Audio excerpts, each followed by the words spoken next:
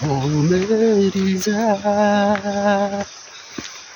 हल्का रमाइलो खोला गएर के गर्नु जिन्दगी यस्तै छ हो, रमाइलो गऱ्यो हिँड्यो खोला गएको थियो हल्का माछा घुम्यो अलिअलि मारियो। अब चाहिँ फर्केको घरतिर।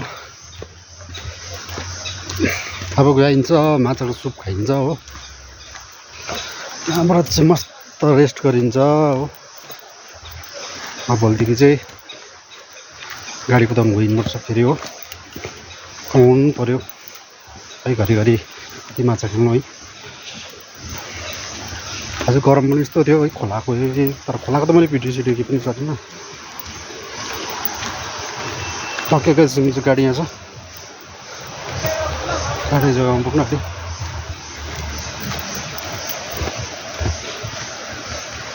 के गाइस फेरि भेटौँ ल, बाई बाई।